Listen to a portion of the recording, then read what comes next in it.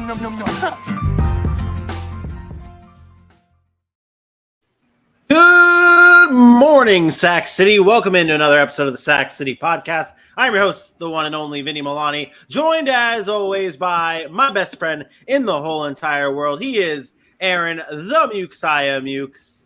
And below us, we have a very close second to my best friend award because I see he's down over there and I don't want him to feel left out.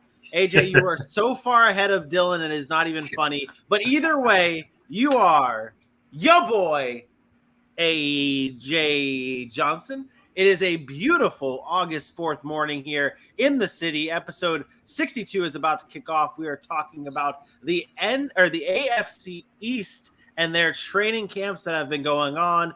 We're going into a little preview, a little review, and so much more with that. We also have football. Happy football day, boys. Football's back. Football is back. We don't have to worry about it anymore. It is back, and we get to see the Jacksonville Jaguars take on the Las Vegas Raiders in the Hall of Fame game.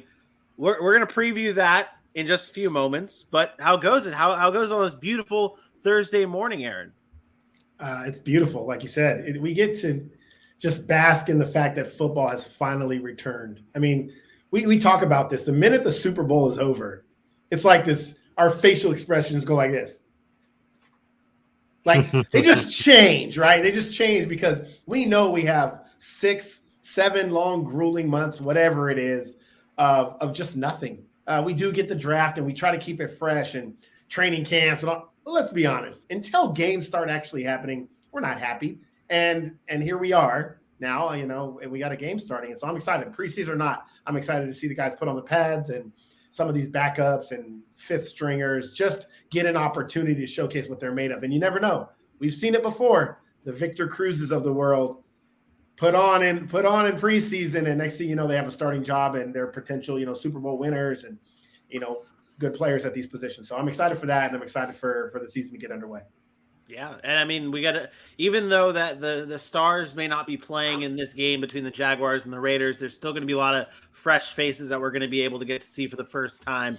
We're going to preview that in just a few moments, though, but it is time to get into our morning headlines, and we're kicking it off the same way we kicked it off yesterday by talking about one Deshaun Watson. He's back in the headlines this morning. The NFL has decided to appeal the 6-game suspension of Deshaun Watson. There are rumors out there saying that they want this to go much, much farther than just 6 games, not just 6, not just 8, but they want an indefinite suspension. AJ, you were the most, I feel like you were the most vocal against the 6-game suspension. So what were your thoughts when it popped up saying that the NFL was going to appeal the 6-game suspension? So, and I know you're speaking from memory and everything. I was okay with knowing that was what was coming down the pipeline. My thought process was that the NFL itself should appeal and would be looking for more because they have to put that out there that they didn't agree with what is going on with Deshaun Watson and what was happening, whether they're allegations or not. 6 to 8 games was what was expected. I guess I did say I wish it was at least 8, so I'll stay there. But I don't agree. I agree with the appeal. I think that's the right move for the NFL to make a statement to show people that they weren't okay with this. They did hire an independent arbitrator. They hoped that she would have came to the conclusion that they were hoping for. That wasn't the case. So now it's on them. If this whole thing is about protecting their shield and making sure that that image stays as clean as it can, I think the appeal is the right move. Now, I don't agree that it needs to be an indefinite suspension. I don't even agree with the year. I think if he gets to 12 games, I would be able to live with that. And I think the NFL would be able to as well. The reason I said to me this is the right move was because even if it doesn't play out the way they are hoping for, I think the message that the NFL is sending that they don't think that what Deshaun Watson was accused of and what this whole conversation that happened over the past year all took place, that they did not agree with the way that the punishment came down and that they thought it should be a little bit harsher. For it, even if it doesn't shut everybody up, that's another high percentage of people that will at least be like, at least the NFL tried. And I think that's important enough for the NFL that they would make this appeal, however it turns out. Yeah, it's the ultimate. Here comes Roger Goodell in the NFL to save the day, to make sure that justice is served with Deshaun Watson. Now, Aaron, I'm sure you have thoughts on this specific, like the appeal itself, but I want to see your thoughts on something else here. There was reports saying that if the original suspension that came down was an absurd amount, and maybe a year is that absurd amount, or indefinitely is an absurd amount, the NFLPA would also fight back an appeal. So where are we at with that and the NFLPA, and possibly an all-out war between the NFLPA and the NFL? Well, you're looking at federal court. This is ultimately going to go to federal court if the appeal is overturned in any way and there's games added. The NFLPA is going to file another appeal to the federal court to talk about this arbitration that's taken place. This is a mess, and this is exactly what I was talking about yesterday. We aren't talking to Deshaun Watson today if the NFL doesn't appeal. We've moved on. Like that quick, we would have moved on to football. But today we're talking about Deshaun Watson again because the NFL decided to appeal. This is the NFL doing what the NFL has constantly done.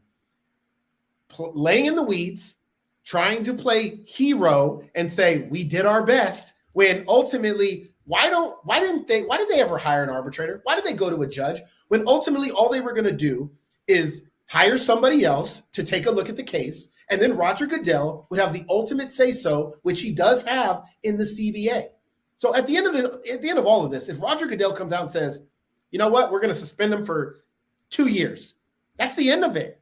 Roger Goodell has that power under the CBA to actually do that, and his say-so is final until the players file an appeal and take it to actual federal court. So why did Roger Goodell and the NFL feel the need to go out and hire somebody else to do it? Why? Because they didn't want the responsibility to levy a suspension and then come back and say, oh, man, the fans are pissed off about it, we got to give them more. Or the fans are mad, we got to give them less. They didn't want none of that. They didn't want to deal with the aftermath of what the fans' reaction was going to be. What they wanted to do was let somebody else make that decision. And then when that decision came in, they could say, you know what? Oh, fans are mad about it. Let's do something about it. Oh, it doesn't seem to have an outroar or some rage about it. I think we're okay. We can sit back, not appeal, and move on. But because it was only 6 games, because the fans went crazy over it, Women's Foundation calling the NFL and all these members of these groups coming together and pushing the NFL to do something, hey, we need to do something now. Let's file this appeal and act like we're saving face. When in reality, all they're going to do now is hire another outside person to review what this outside person that they already hired did and give another decision. And then ultimately, it's going to come down to Roger Goodell saying, you know what, I agree or I disagree. This is what the final decision is.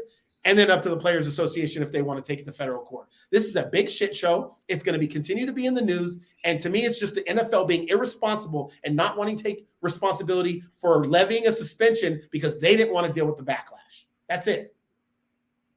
And Vinny decided to leave the group because he knows how right I am. No. I saw AJ's face and I was like, oh, I'm going to do I'm going to be a good producer and leave because I thought you had a very good rebuttal coming, and that didn't happen. So I read the wrong thing. Honestly, I had a question the two things, and I'm sincerely asking because I know one of them in my head is hearsay and the other is just kind of speculation of the question. The first is the hearsay. I thought there was something that was in the new CBA a couple years ago that when cases to this magnitude or cases of a certain style, they are agreed upon with the NFLPA to hire an independent arbitrator first. I don't know that that's a fact. I feel like I've heard that talked about at length when the new CBA came out. And then if that's not the case, my other question was, I also feel like there was an agreement between the NFLPA and Roger Goodell and the NFL about hiring an independent arbitrator first and letting it be handled outside of the realm of the NFL's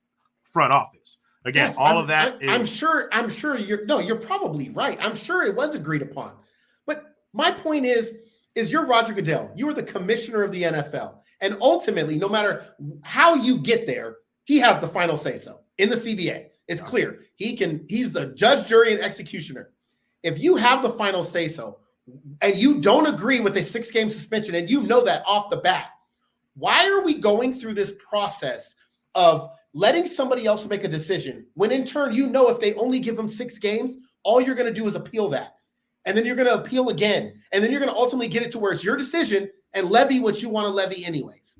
Why are we doing this? Why is this? Why are the NFL putting themselves in the situation to do that? To me, it's just like playing a game. It's allowing the NFL to save face because they continue to be the last person to say, you know what, we can read the room and then make our decision and say, this is what's going to keep us out of the most hot water. And that's what they're doing here. They're now saying, we get to come in and say, you know what, we wanted an indefinite. We wanted a year. And it's going to go to some other arbitrator. And if they don't give them that year, or the NFL can say, no, we felt like it should be a year. And then Roger Goodell could ultimately levy that anyways. So I just feel like this is a big waste of time. It's like, I don't want to say it's dragging Deshaun Watson through the mud because he's already been dragged through whatever. But to me, it's just keeping us from moving on. And maybe that's the point. Maybe it's to keep the conversation going. But for me, like, just come to a resolution. If you want him gone for a year, then I would have preferred Roger Goodell to come out and say, I'm suspending him for a year. Let the NFLPA fight me in court. Let the NFLPA fight me on the back end and then let them win. But I'm going to come out and I'm going to say, we want him gone for a year right now. No ifs, ands, or buts. He never put him on the exempt list, the commissioner's exempt list, which he always has the right to do. He never done that. Not last year, not the beginning of this year. So what is the NFL actually trying to accomplish? To me, it's they're trying to, like you said, protect the brand, protect the shield, and come in as a hero. And I can read right through all that. The NFL does not give a shit whether Deshaun Watson suspended 16 games or 6 games. They don't care. They do not care. They care about the outrage that they're receiving. This, and I'm not going to take credit for this, but this is a full-on WWE move right here, where someone is getting beat up and Roger Goodell comes in to save the day. I've seen it happen in Vince McMahon's world too many times, and Roger Goodell is having that babyface turn and turning into the good guy and saving the day. There was a tweet. I don't know who put it out earlier. From, like, I think it was Adam Schefter talking about the process in which they can do now. So the appeal process can either, and the commissioner can may overturn, reduce, modify, increase anything that's been put into place. Mm-hmm. And it's final. What's the point? Yeah. So he's going to name who hears the appeal, number one. Then that appeal process is going to happen. Then Roger Goodell can come in and say, you know what? No, this is final. This is what we're going to do. It's stupid. The other part about it is I feel like it really is, and maybe this is a good thing, that the NFL is making sure that they do their due diligence and they're going through all of the proper steps to make sure that they get the right decision. And even with the fact that they had the judge rule the 6-game suspension and they're saying, oh, no, we don't like it. I think that they're just trying to go through all the steps and saying, okay, let's make sure that we have all the evidence. Let's make sure this is being viewed by, like, the legal system. And I'm not giving them too much credit. I'm just saying, I'm just playing devil's advocate here. Let's move on to the other headlines, though. This morning, Hollywood Brown, the Arizona Cardinals' new wide receiver, was arrested and charged with criminal speeding on Wednesday morning. Arizona Department of Safety spokesperson Bart Graves confirmed Brown was arrested at 7:05 a.m. in North Phoenix, traveling well above the 85-mile-an-hour speed limit. Not good for Hollywood Brown, but probably no discipline coming from this. No. Nothing. This is just going to be to correct what you said. The speed limit was not 85 miles an hour. He was going well over 85. That's what I said. You said well over 85 mile an hour speed limit. He was going over 85. The speed limit has not been mentioned that I know of, but they said it was well over 20 miles more than what the speed limit was. Sorry, but going over 85 doesn't seem like something you would be arrested for. Unless you're going 85 in a 40-mile-an-hour zone or a 25-mile-an-hour school zone. The report that I saw from the police report and everything was saying he was it just said he was going over 85 miles an hour. So we don't know if that's 120 miles an hour.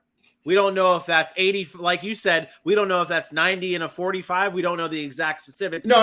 Yes, correct. About right. Correct. But what I was just saying is that they said he was going 20 miles an hour. In order to get arrested, there's a certain limit over the speed limit that you have to be going. Yeah. So he was going at least 20 miles over the speed limit. So if he was going at least 85, that means the speed limit was at least 65.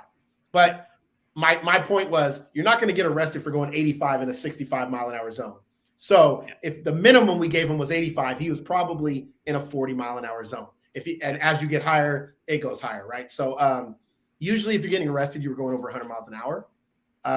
And I'm just speaking from my DMV in California experience. You're not getting arrested for just doing 85. So there's got to be something more there. But I also don't think this is going to have any impact on whether he plays or suspended or anything like that. Either way, it's just dumb. I mean, for what? Maybe he was trying to get to practice. I mean, yeah. Until we understand or hear from him, we can't really go too far. But yeah, at this point, please have a good reason. I mean, think about Byron Pringle being dumb, and obviously the horribleness that happened with Henry Ruggs and any other person just have someone drive you, man. You're rich. Sit back, chill, relax. That's what I like. Made as soon as I saw this, I remembered, and obviously completely different situations with the Henry Ruggs thing, but I remember the thought of that being said with the fact that you rich man, get yourself a driver. I remember I told this before. Shaq Griffin of the Jacksonville Jaguars bought a truck. He's got a driver. He bought a truck, drove it one day, got back to the crib and said, "Hey, here's the keys," threw it at his homie who drives him around and says, "The truck is yours now. Drive me around everywhere." But is that the driver driving you to practice every day? Because I don't buy that. I don't buy it. If he's getting up in the morning to go to practice and maybe he is running late and he decides to go a little fast, I'm not knocking anybody for speeding because I'm guilty. I got a ticket right now I got to take care of. So now if you want to talk about the excessive speed, I would like to see those details because I think that matters. If you're going through a school zone at 85 miles an hour, I'm not okay with that. But if you're on the freeway and you got up to 90, 95 and I've done it. I know how easy it is to do without even realizing you're doing it. I just got booked by Georgia police for that. Okay, that's exactly. I got a speeding ticket right now. All my life, I was going 90, and he marked me down at 89. So I understand that feeling. I'm just saying I want to see more details before I ridicule the man because it was just speeding at this point. Yeah, right. Yeah, that's fair.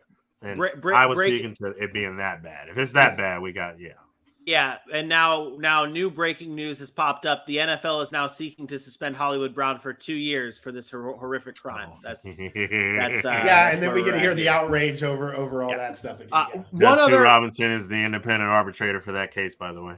Yeah. Oh man. Oof. One other little nugget for the morning headlines is Aaron, your Dallas Cowboys signing linebacker Anthony Barr. What are your thoughts on this move? I love it. I think it's a good move for the Dallas Cowboys.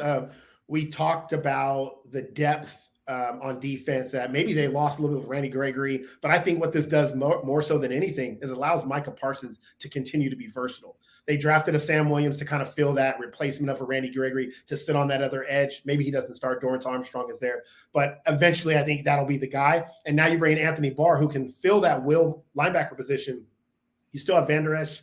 You have Jabril Cox, who's another year deep in his career. I think this allowed Micah Parsons to get on the line of scrimmage, to be versatile like he was last year. And I think that's all this is about. Being versatile with your best player on defense gives you so much flexibility. They needed another guy at the linebacking position to look at and say, we trust you. I mean, Anthony Barr has done a lot in this league. He's not the same player he was when he was 26 years old making Pro Bowls, and he's been banged up over the past few seasons. But this guy is a 4-time Pro Bowler. He played in the middle of a defense that was good at the time under Mike Zimmer.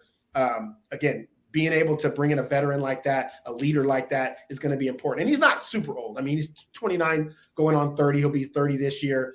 Probably has another 2 decent to good seasons in him before he really starts to decline. I like the move a lot, and they got him cheap. Yeah.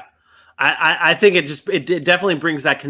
I feel like it brings that consistency. He's just a solid linebacker. He's going to bring that consistency to a Dallas Cowboys team. I mean, that defense is already pretty damn good. So adding Anthony Barr, that's a good deal in my opinion. AJ, do you have any thoughts on this before we move on to a little? I also like the move.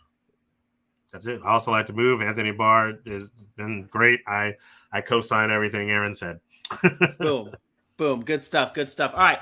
Let's now move on. AJ, we need to pay some bills before we get into our little Thursday night preview. So without further ado, I'm going to play this sweet beat. I'm going to let it ride. This is your beat. You ready? Good? Good morning, Sac City. We appreciate y'all boys and ladies and men and gentlemen, cats, dogs, chickens, ducks, all of you rocking with the Sac City Pod on every social media platform you have. Facebook, Twitter, Instagram, YouTube, and TikTok. all at Sac City Pod. So make sure you head over to those social media platforms, hit those likes, hit those loves, hit those shares. That's the real important one. Right next to the subscribe. Before you do anything of leaving that page, follow, share, subscribe. Do it all. Do it all. Because you have to let everyone know about the Sac City Pod on Facebook, Twitter, Instagram, YouTube, and TikTok every Wednesday through Friday, 10 a.m. Eastern. And a little birdie told me we might just get busier now that football's coming up. We might just have to talk football all the time. Either way, hashtag GMSC. Good morning, Sac City. Beautiful. Absolutely beautiful. All right, Thursday night football coming your way tonight with the Jacksonville Jaguars taking on the Las Vegas Raiders in the Hall of Fame game. Some faces that won't be seen today. That unfortunately, we're not going to be seeing some Trevor Lawrence on the Jaguars side. Other names that we're going to get into on who's not playing and who's in, who's out. Aaron, let's get into the preview of this Thursday night football game. What are you looking for?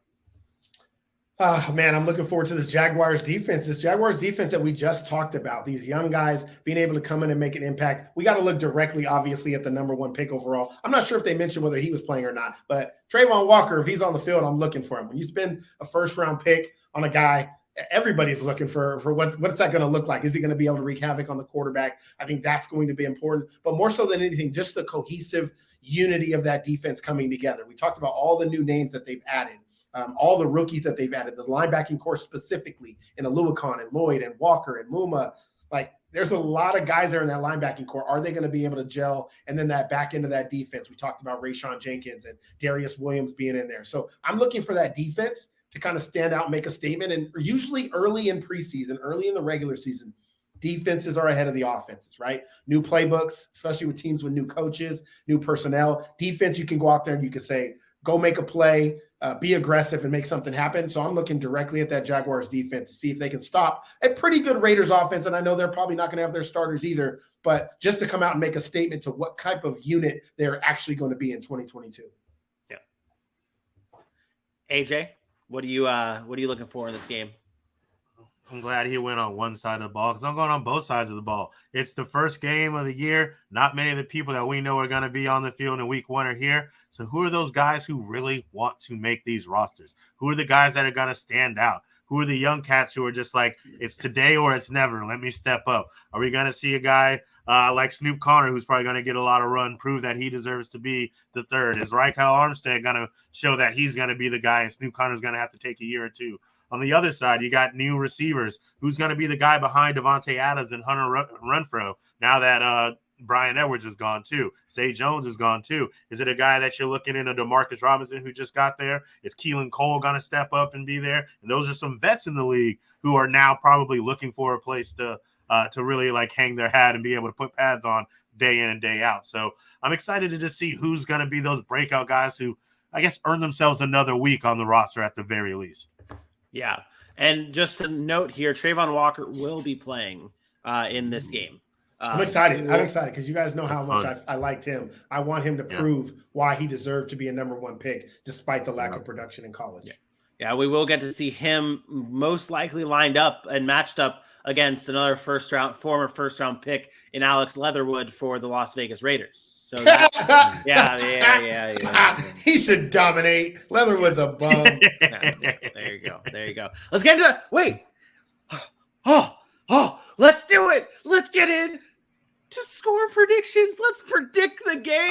We haven't done this in so long. Not that this matters. Are we really going to predict this preseason Damn game? right we're going to predict this game. God. Damn right we're going to predict this game. We are going to predict who wins and what the score is for the Jacksonville Jaguars, Las Vegas Raiders Hall of Fame game. Aaron, start us off. Wait, you didn't even tell me this was going to happen.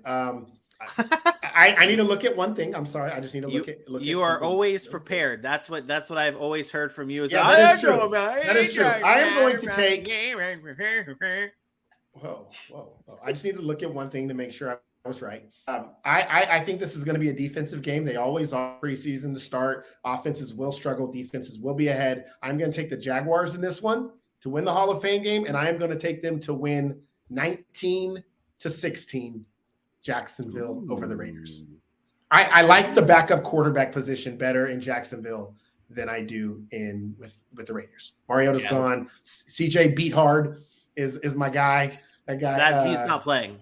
Oh, he's not? He's not. It's Jake Luton. It'll be Jake Luton and the kid from the USFL. I can't remember his name.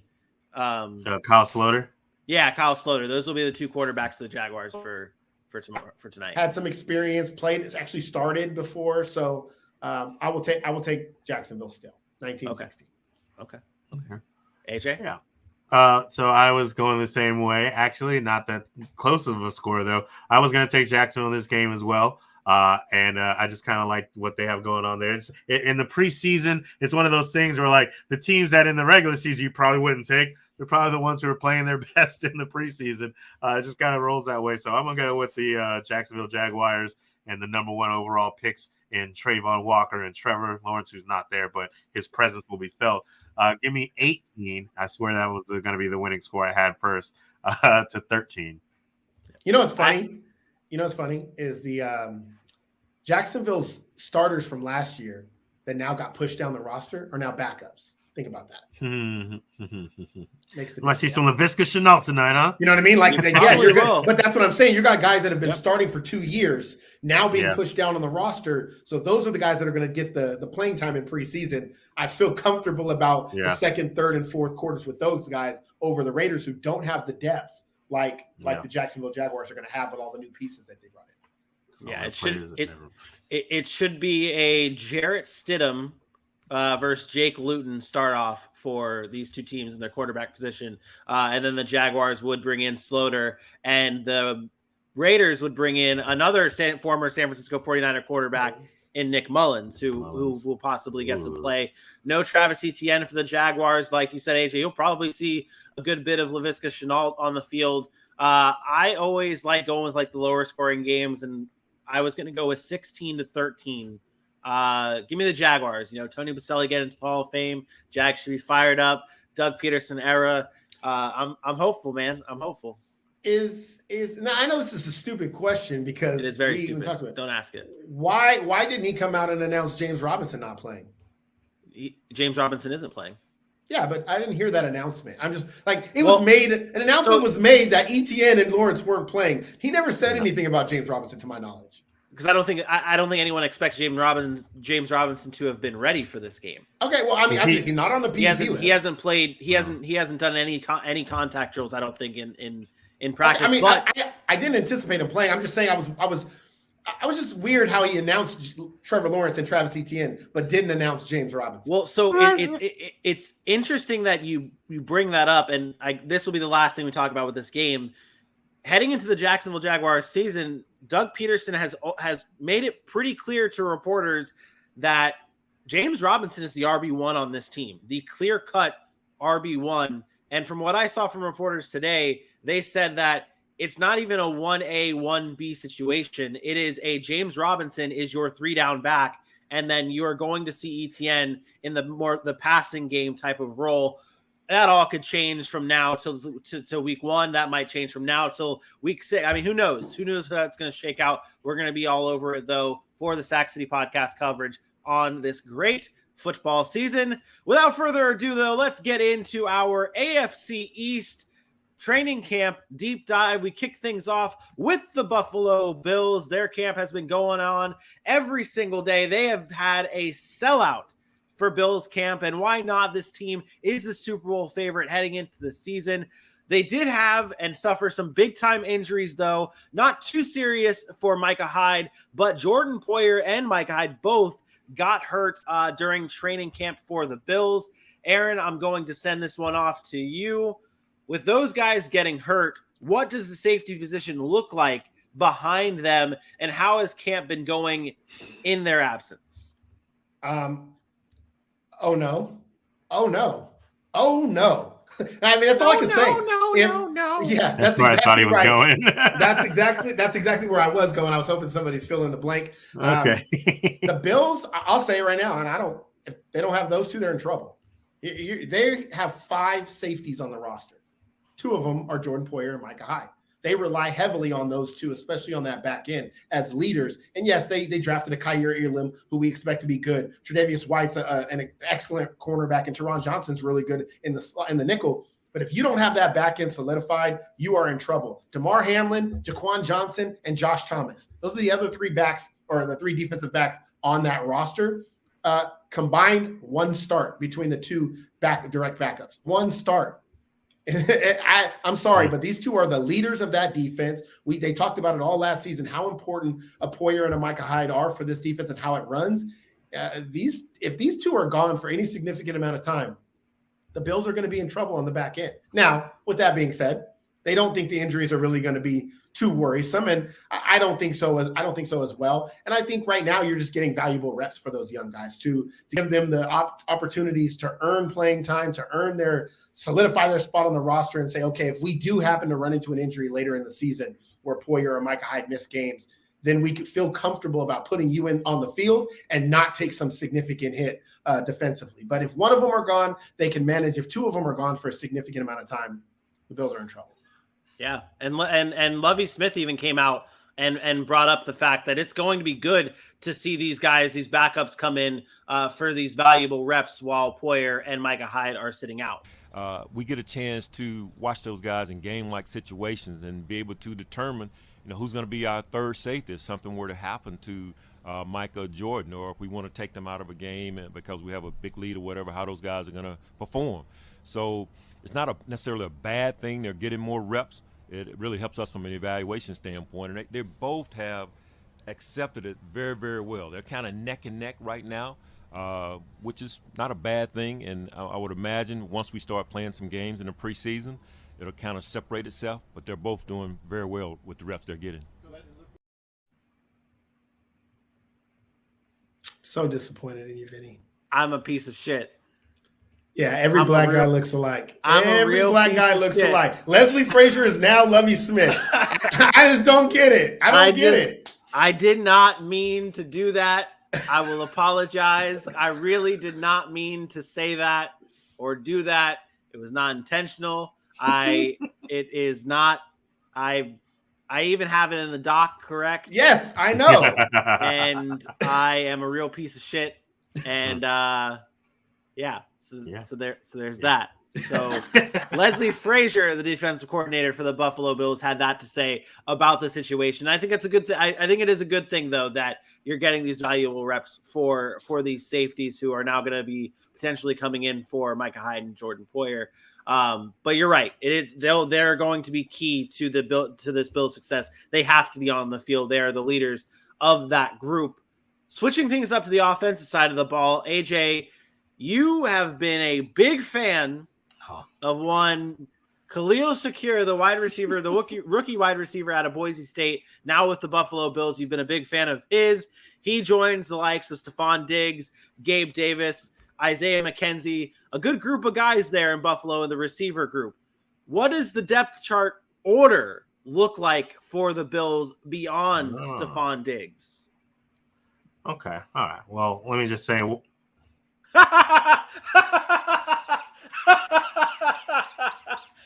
Every black person looks alike. It ain't even been 2.5 minutes and you can't even. Well, that's how they do it down there in Plantation, Florida, GMSC fans. Let's talk about some of these receivers. And now that Cole Beasley's gone, a lot of them are black. I hope Vinny can tell who I'm talking about.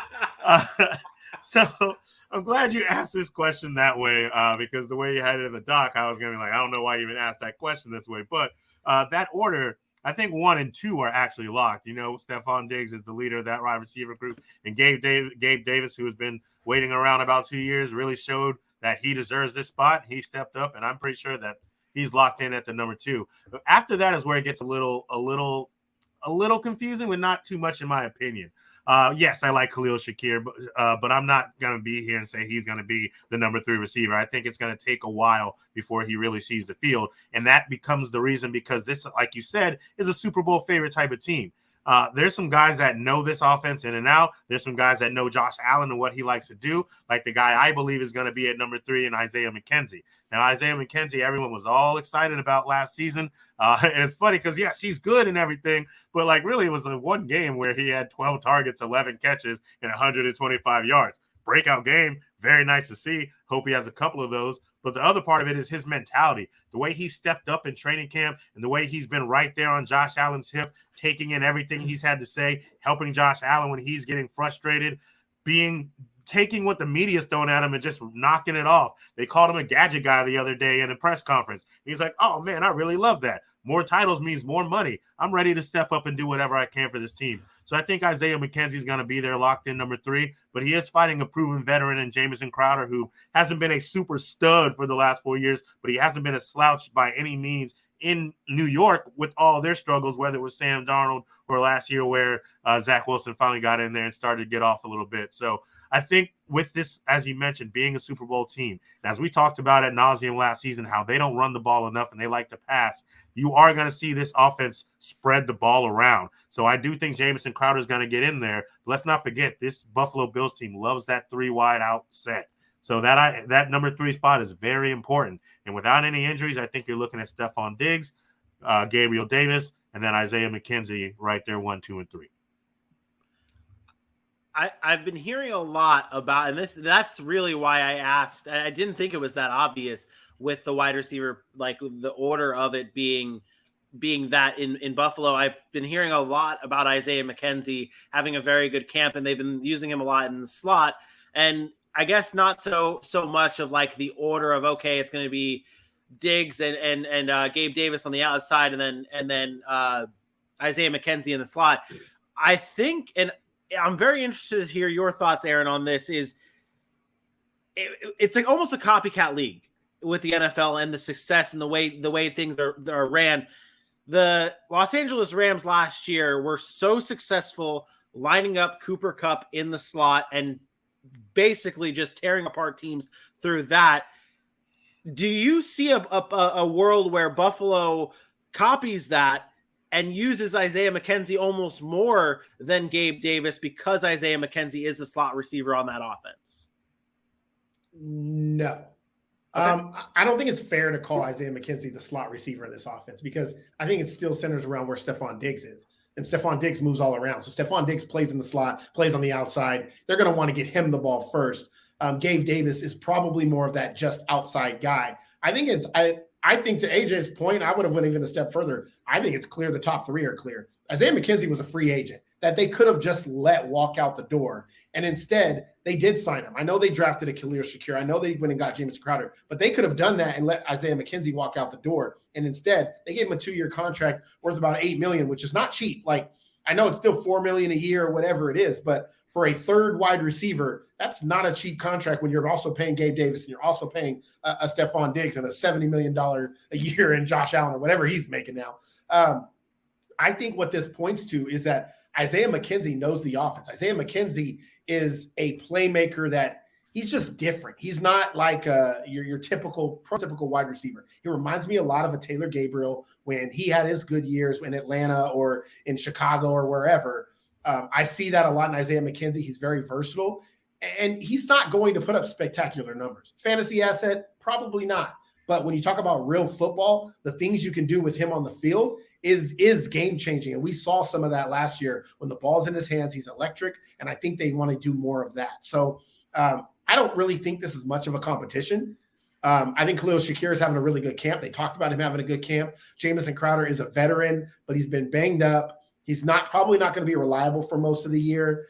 Isaiah McKenzie, to me, is a better version, a more electric version of Cole Beasley with not the reliability, if that makes sense. Like Cole Beasley is probably more reliable because he's a really excellent route runner out of the slot, traditional, but he's not electric. Where Isaiah McKenzie maybe doesn't give you all the technical stuff. When the ball's in his hand, he can go 90 yards and he's electric, and Cole Beasley couldn't do that. So I think they just said, you know what, we're going to go with the electric guy over this sure thing, and we can bring in a Crowder who can give us what Cole Beasley was giving us anyway. So I think that's where it's at. I think the way the depth chart lays out now is where the Bills' depth chart probably remains throughout the course of the year, barring injury. Yeah, that's fair. And Isaiah Mckenzie in one of the press conferences it was brought up that he's been labeled as a gadget guy, and he responded with, not only is he good with that, he says it means more money. So there you go. Deebo Samuel, we just saw it happen.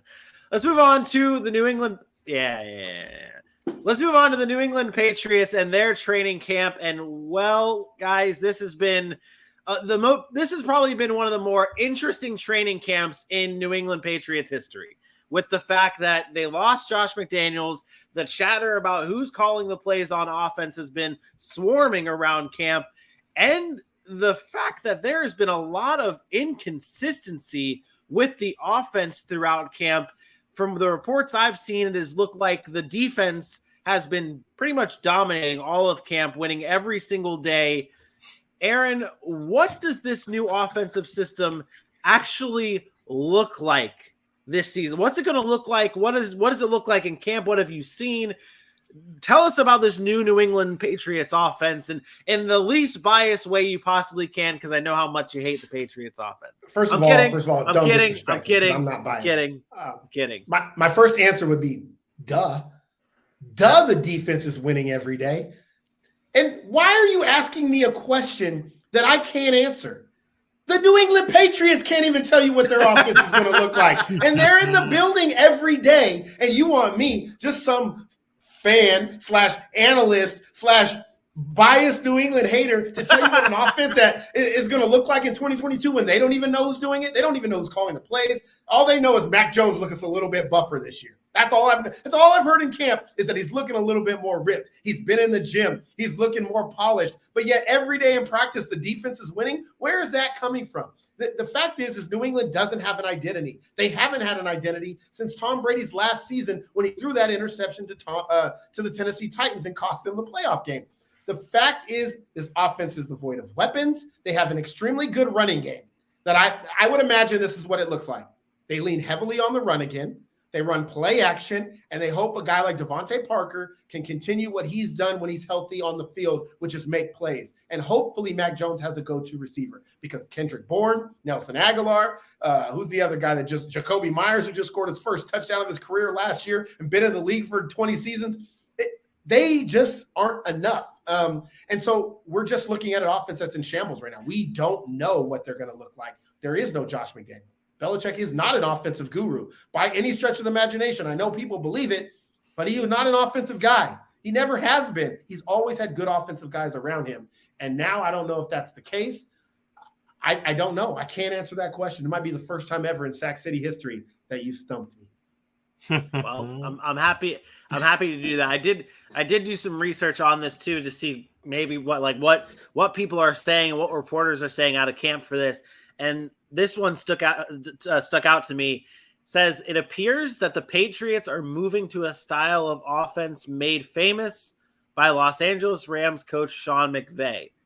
So, that's gonna work. That's gonna work with immobile ass Mac Jones and nobody to run the style of receiver like a Cooper Kupp, or even before that, a Robert Wood. Who's gonna do that? Who's gonna run that offense? Like this, oh my God, that's so frustrating. Yeah, it is so frustrating when teams are like, because I get what they're saying. The formations, all that stuff might be the same, but the play calls can't be the same when you don't have the same personnel. When you don't have Matt Stafford, when you don't have the ability of a Cooper Kupp, ability of a Robert Woods, it's different. The offense is different. It doesn't look the same. So it just, to me, those words used, it appears, it seems, it means nobody knows. It seems like it does have a lot to do with the formations that the Patriots have been running throughout camp. Mac Jones says this: different teams around the league use tight bunches. A lot of times it's for their advantage, and we're trying to do that a little bit more. There are different plays you can run out of them. Anything that's different can help confuse the defense. So what they're trying to do, based on that comment by Mac Jones, because I hadn't heard that, what they're trying to do is get more people open. By running bunch formations, you can run a lot of crossing routes. When you run crossing routes, especially against man coverage, it's harder to keep up with them. You're throwing to more open receivers. How is you going to help Mac Jones? In order to have more open guys, right? He doesn't have to read as much and he doesn't have to move as much. that's great. That's great until you run into a zone defense and you can't throw it against those bunches. Like it's a great concept, and I get what he's saying there. That would be my guess, is because they're trying to get more of those receivers that aren't able to get off of man coverage, like the Nelson Aguilars, the Kendrick Bournes, to be able to run in space more by running those bunch formations. Yeah. And they did talk about how the there's been a lot more deep balls thrown in camp to guys like Devontae Parker, Nelson Aguilar. Tyquan Thornton has been a star for them so far this training camp. AJ, they sure could use him. They sure could use a Tyquan Thornton to be great. Like they've always drafted shitty riders. Like if he comes out and he's great, they sure could use that. Yeah, they could. AJ, with the fact that the defense has been absolutely dominating training camp from what the reporters have been saying, what has been actually the best looking position group during training camp for the New England Patriots? Well, you guys did spend a lot of time on the defense, and that secondary has been looking good with Jalen Mills coming in there and showing what he can do. For at least he gets to play on the good side of the ball for the New England Patriots. But I was going to play devil's advocate, and I was going to make you guys a little angry and tell you that I've been excited. Well, sorry, let's go back. That's a stretch. Ears perked up a little bit on day 6 and 7 of the Patriots training camp, as the wide receivers actually were looking pretty good. We've seen some good play from some of these guys. The Tyquan Thornton thing has been a name that's kept coming up over and over and over again. He's been showing that speed that they drafted him for. Apparently it's legit. Apparently he's making it happen, and Mac Jones every now and then is getting the right connection. I don't know if we're going to keep seeing that over and over again. We keep watching Devontae Parker and his sideline work looking great. Tyquan Thornton's sideline working great. Jacoby Myers is actually making some acrobatic catches here and there. Now, with that being said, a lot of that's happening on one-on-ones and just regular drills with nobody else around. So until this is happening in 11-on-11 and 7-on-7 and things like that, obviously we can't get too excited.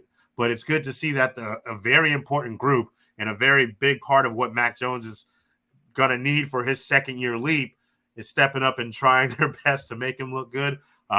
That's something that you can nod your head to and hope it keeps trending in the right direction. I got a bold statement. Oh boy. AJ just made me bring it up because I had to look at their depth chart. No, you didn't say anything about it, but I may not even a bold statement. I just wanted to point out something that I'm interested to see as we head into the preseason games. I said this the other day or a while back about Bailey Zappi. Mm-hmm. I have a feeling that Bailey Zappi is going to be really good in the preseason. I think he's going to be a really good quarterback. I really do. I hope he gets an opportunity in the preseason to play a lot, because I'm not saying he's pushing Mac Jones out. Don't get me wrong. But how dare you? I think there's going to be a conversation at some point with how good he looks in the preseason, that they are going to bump him above Poyer, who's a veteran, been there a long time, and you can always start him from wherever he's at on the depth chart. And that if at any point in time Mac Jones struggles, there's going to be something in the back of Bill Belichick's mind saying, do I have Brady 2.0? There was no reason for the Patriots to draft a quarterback in this draft. There wasn't a reason. I mean, they didn't have to spend one of their draft picks on Zappi, and they did. And they did. And to me, that's a Belichick thing. And it would not shock me if at any time that Belichick says, let's move this guy up a little. Let's play him a little bit more in preseason. Let's see what he's got. And then if Mac Jones struggles in a game, or they're getting blown out, or they're blowing out somebody and they bench him, and Zappi comes into a game and looks great. We saw this the other year with Cam Newton when they kept benching him and bringing in Stidham to try to get somebody to prove themselves. That's what I just saying. You never know.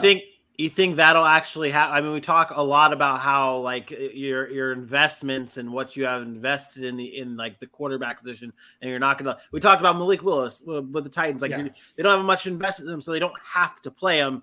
But the New England Patriots have a good amount of draft capital. I don't think Belichick cares. Okay, I think that's the one coach that doesn't care. Like if he sees I got the next Tom Brady, this is the guy that wanted to get rid of Tom Brady for Jimmy Garoppolo. Okay, let's remember that. He wanted to get rid of Tom Brady to be first.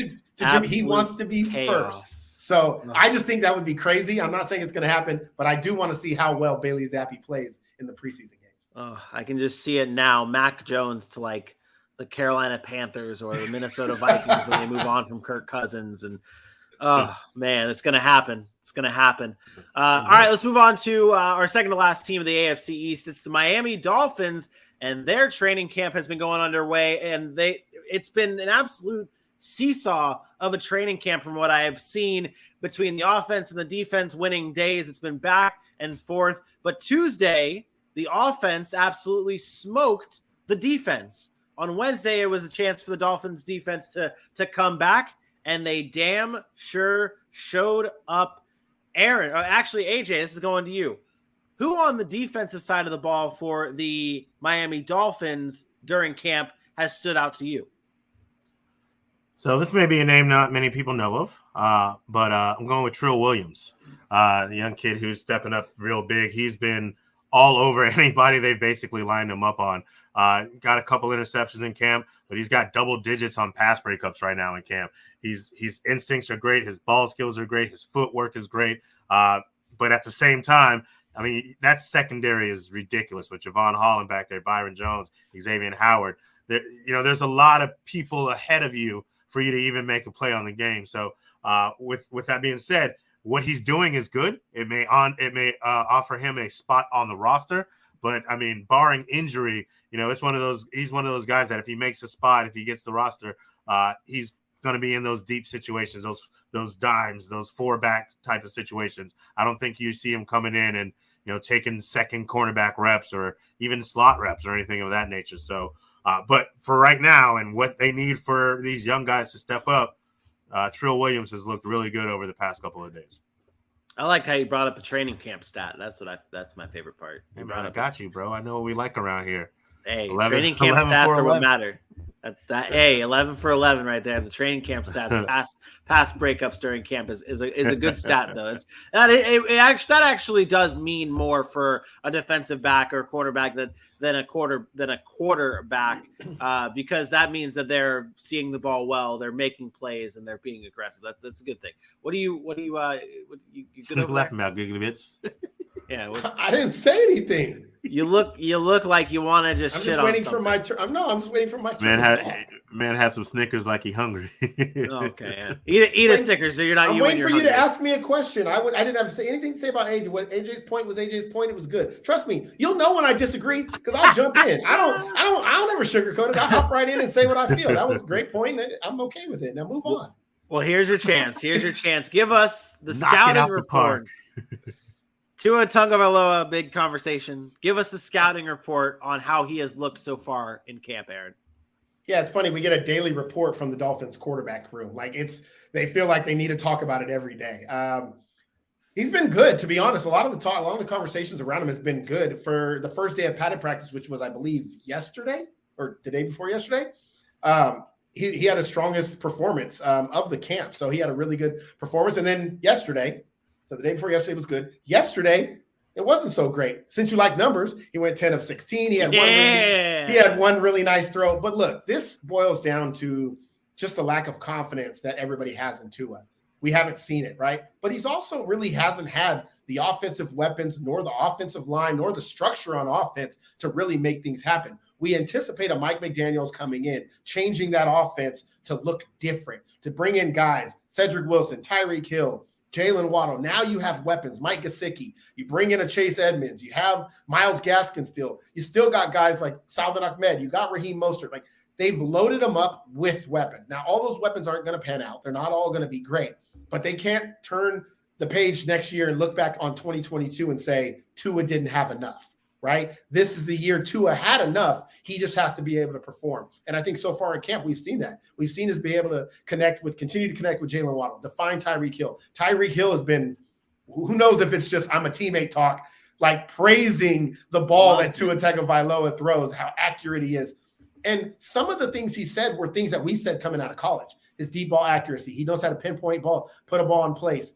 Those were things we talked about. And then somehow they got lost in the fact that he was injured, didn't play or look like a Justin Herbert. But I think Tua is showing that he's good enough to be the leader of a team, to be the number one quarterback option on the team. Is he ever going to be a franchise Patrick Mahomes style quarterback? Maybe not.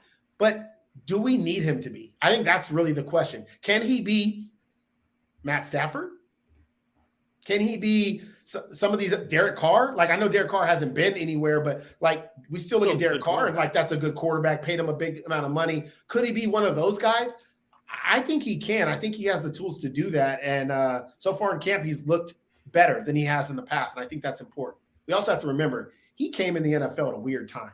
Rookie year, free agent, or Ryan Fitzpatrick was there. That whole thing played out. Then we had COVID, no off seasons. Like we forget that quarterbacks need those off seasons in order to really grow. Some of these players that came in 2020, 2019, 2020, and 2021, they are a little bit behind some of those other guys. So give him another year. We see what he's working with this year, but I like what I've seen so far in camp.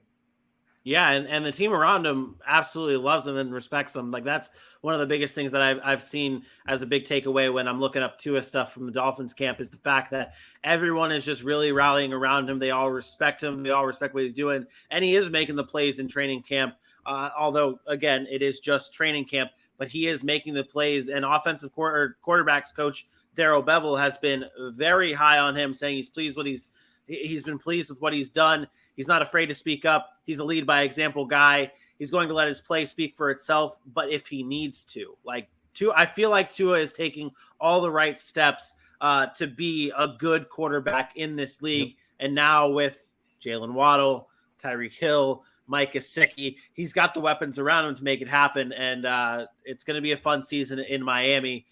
Let's wrap things up with the New York Jets. And you guys, I feel like you guys helped me build toward this ridiculous statistic that I have for a training camp stat. You guys have been dropping some little nuggets of training camp stats. Well, get this. Zach Wilson at Jets camp the other day completed a pass at 67 miles per hour, the fastest documented training camp pass in the next gen stat era. That the next gen stats track training camp stats since 2017. And Zach Wilson has thrown the fastest pass in training camp history. That's what it is. They track it because nerds like you will look them up and talk about them. Damn right. It's not like I just look up like ridiculous. It's not like I Google search. Actually, you probably can go through my Google search and see the fact that I search ridiculous stats to drop on the Stats City podcast. That's what it is. That's exactly how it's Googled, by the way. Exactly how it's Googled. Exactly how it's Googled. No, but the Jets camp has been rolling. There's been a lot of good sights and sounds from the Jets camp. Zach Wilson has looked up and down, up and down. Aaron, I'm going to start with you with Zach Wilson. What do you look for in a training camp for a second-year quarterback like Zach Wilson? What are the things you're hoping to see along those lines for the second-year man? Improvement and comfort. Like, I don't expect Zach Wilson to come out this year and be Patrick Mahomes year 2 or Josh Allen or whatever. Like, I want to see improvement and I want to see comfort and chemistry. Is he doing things this year that he wasn't able to do last year? Is reading defense a little bit better? Can he now pick up schemes on defense and make adjustments? Maybe can he change more plays at the line of scrimmage? Does he have a better handle of the offense? Those are things that I'm looking for because at the end of the day, it's all about reps and it's all about how many reps is he going to get in-game action to improve. And you can only do so much in training camp, and I think that's important. But we talked about developing connections with guys like Elijah Moore, and I know AJ is going to talk about him, and the things he's been doing in camp have been special. Garrett Wilson's a rookie, coming in and kind of taking him under his wing and kind of developing that connection. And then you have guys like Corey Davis who now have been there a year. So I think this is just about growth for Zach Wilson. He's already talked about, this is not football really related, but he deleted his social media saying that he just didn't want to hear any more of the outside noise. There's guys that he needs or things he needs to focus on. And the people that he needs to focus on are the people that he talks to. He doesn't need to hear from anybody else. I like that mentality. I don't like it if it means people got under your skin, but I do like it if you say, you know what, the hell with the outside noise. I'm going to do me and I'm going to focus on being the best quarterback that I can be. So I'm okay with that mindset. I think that will breed, hey, let's just get better each day. And by game 6, 7, 8, 9, we can look at the product that the Jets are putting on the field and say, maybe they did draft their franchise quarterback. Yeah. And what do you think? What do you think about the struggles that he's had during camp so far? Because there's been reports saying that he's been very up and down. And most recently, I believe it was yesterday's camp, the offense had 2 3-and-outs during their live chances, and 2 straight 3-and-outs. And What do you think about that? Yeah, I always find it funny in those conversations because you're going to go 3 and out 100 times in the NFL. Like, you're going to go 3 and out a ton of times in the NFL. These defenses are always ahead of the offenses. Like I mentioned before, in training camp, the preseason, defenses are going to look better. Why don't we give some credit to Robert Saleh and what he's done with that defense and how they've improved with the draft status and the free agent signings that they've made? I'm not going to knock him. I'm not going to knock Zach Wilson because he struggled a little bit in camp. I expect struggles.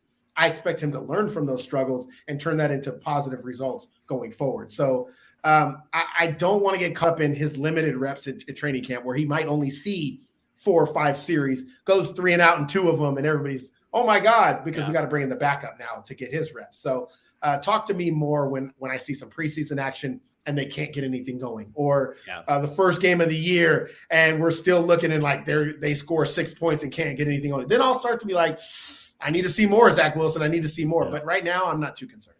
Yeah. I mean, I'd be way more worried if my offense is scoring every time, because that means doesn't matter how many points you put up. If everyone's going to just run down the field on you, and with the defense that the moves they made, you should be happy that the defense is making stops. We didn't even bring up the fact that the Jets did bring in Quan Alexander on a 1-year deal, the former Saints linebacker, who is a pretty good linebacker. I mean, he's not a slouch. He's a very good linebacker. Injury.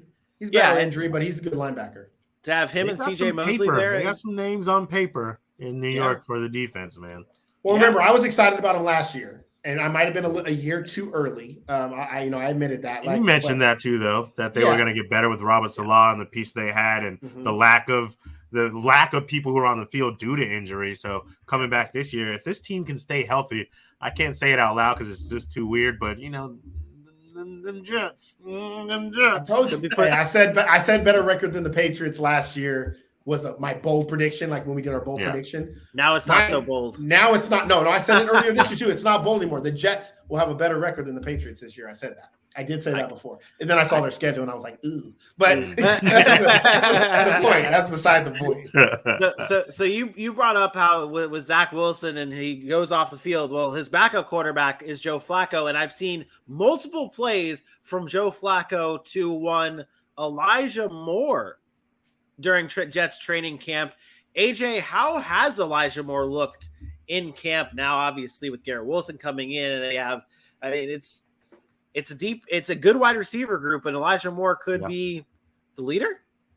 I think he is the leader. I think Elijah Moore made a very important step in the offseason. Only playing 11 games last year, but he made sure that while he was injured and while the offseason was going on, he took everything he could from those 11 games and learned from them. He's come in and he's looked great. I mean, even the day that he didn't look great, the very next day he bounced back, learned from most of the mistakes he made and fixed it. And he's been doing it every which way in camp. Doesn't matter Zach Wilson throwing the ball for 60 yards or Joe Flacco, where Joe Flacco wasn't even accurate, but he went and go get it with a one-hand grab that the team can't stop talking about, that the crowd erupts with, 80-yard bombs, taking Garrett Wilson under the wing, like you said. I think that he has acknowledged the fact that they brought in a very talented guy.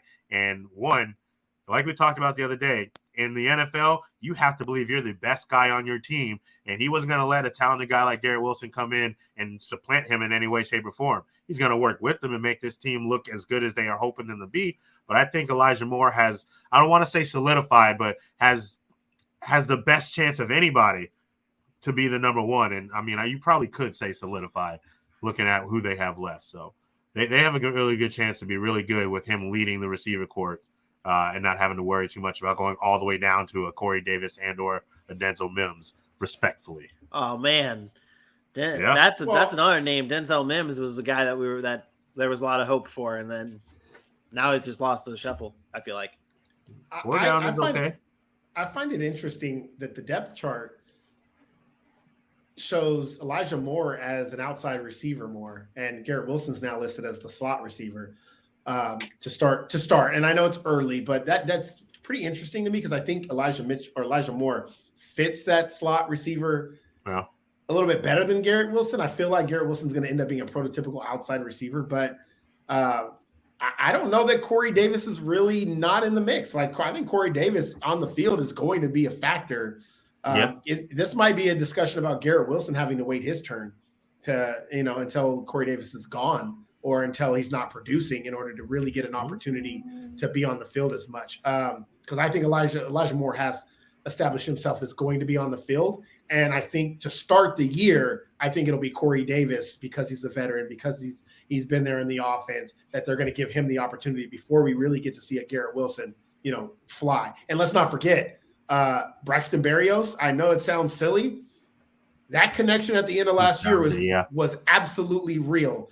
And he is going to be on the field because he is a game changer type of player for them, and they love him. They signed him to a new deal. I'm not saying Garrett Wilson's getting pushed aside by no means. He is a rookie. So he could be that backseat kind of guy to start the year early, and then maybe you see him come on. Maybe it's a Amon-Ra St. Brown type situation early in the year. Not saying he's going to do what he did late, but where he's not really all the way there, and then he gets better as the year goes on before supplanting one of those guys in front of him. Hear me correctly.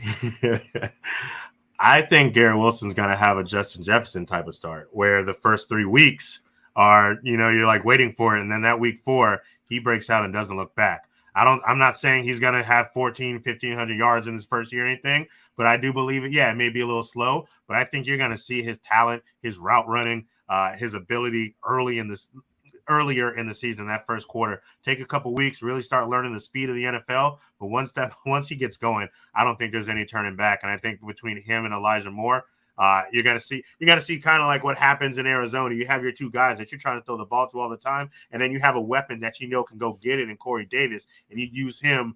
I'm not saying on the field situationally, but maybe 3rd and 11, where I've seen Garrett Wilson do it when we don't need him to, but he's doing it. But I need this. I need to be able to throw the ball somewhere, and regardless of where it's at, Corey Davis is going to come down with it. I think you see that start to happen coming week 6, week 7, stuff like that. I just watched so much tape on Garrett Wilson, and I understand it was college, but I agree with impressive. you. I agree with you. I do think it's one of those, when he gets his opportunity, there is no looking back. I just mean to start the year. I don't think it's like, hey, this is not a situation where he's coming in like a Drake London and is going to be forced to be on the field, right? You have guys that have been there that are going to be there first. They're going to trust out the gate. And then as you slowly integrate Garrett Wilson and you see what he's capable of, you're like, okay, we can't keep this guy off the field. And then you start to put him in. And the next thing you know, now it's Corey Davis kind of playing that backseat role, and it's Elijah Moore and Garrett Wilson. But I do think that'll take time. I don't think that's week 1. I think, like you said, maybe week 3, 4, 5, and as you go further into the season. I mean, there's a lot of good potential pass catchers there in New York with, Garrett Wilson, Elijah Moore, Corey Davis. No then excuses. You talk about the pass catching work for Michael Carter, Breece Hall. You bring in CJ Uzomah. You bring in Tyler Conklin. I mean, these are all these guys excuses. are going to be catching the ball. In my head, I'm sitting here like, gosh, imagine if we're sitting here talking about Tua having this team instead too, like this. That's kind of how I feel. Like you got to give Zach Wilson a little bit more leeway because it's his second year and whatnot. But we went from one team that we said didn't have weapons to a team that didn't have weapons. You look at both of these teams and you feel like there's weapons all over the field. They addressed their needs. They addressed their needs. They went and got them. Because when you invest in a first-round quarterback that after 4 years or 5 years, you're going to have to pay millions and millions of dollars. You better be able to tell after 4 years whether they're the guy. It's the same thing the Cleveland Browns did, right? They went and surrounded Baker Mayfield with all the talent in the world and said, show us why we need to pay you this amount of money. And he couldn't do it. And so now we're in the same situation with these other 2 quarterbacks. Yeah, for sure. And the Jets are going to be one of the most exciting teams to watch this year. And guess what? Football starts tonight. Jaguars Raiders tonight. Thursday Night Football Hall of Fame game. I'm excited for it. Aaron, you have the Jags. AJ, you also have the Jags. And this is what a way to start the season too. The Jags are getting picked. This will be the only time. 3 best friends that anyone can have. This will be the only time that the Jaguars will be the consensus pick on this show. I can guarantee you that. But we will watch this game. We'll have fun, and we'll be able to give you a recap of this game tomorrow live at 10 a.m. Eastern time right here on YouTube. For my best friend Aaron Mukes and for your boy AJ Johnson, I am me. Go Jags. We will see you tomorrow. Peace out. Holla. Duval. Start the intro.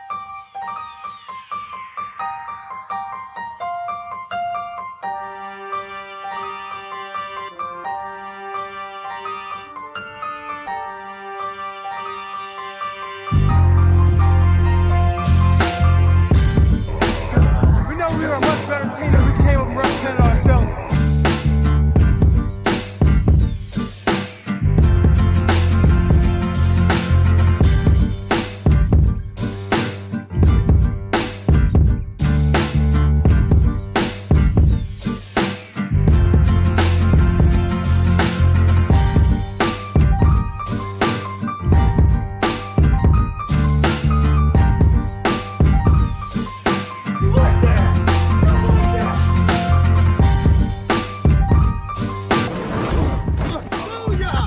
That's what we call a sack lunch. Nom nom nom nom nom nom.